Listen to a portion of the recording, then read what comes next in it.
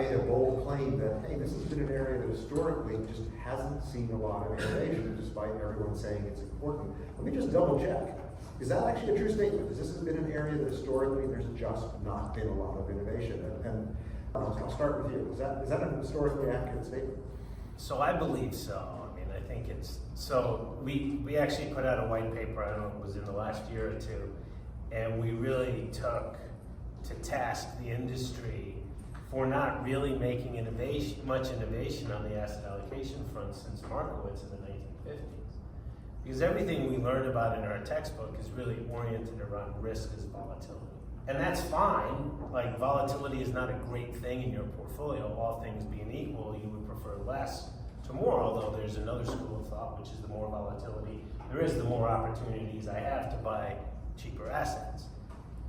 But that pervasive perspective that risk is volatility, I really believe is sort of hampered things, and it has very wide-ranging implications for the way in which portfolios are managed today and the way people conceptualize it.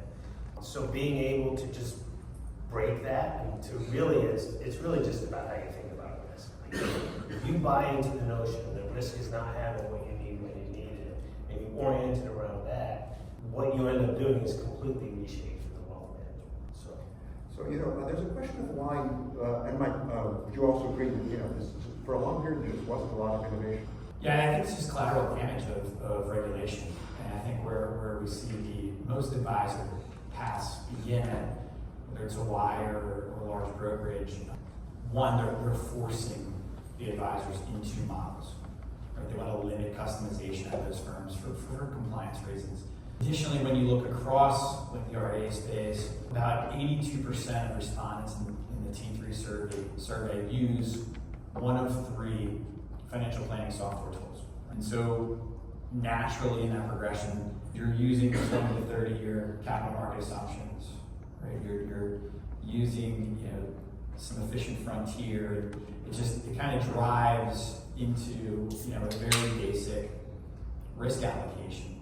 And there hasn't really been a solution to that presented. And I think working, and I've been able to work with thousands of advisors across all channels, it is still art of translating that plan and the client preferences to an optimal portfolio.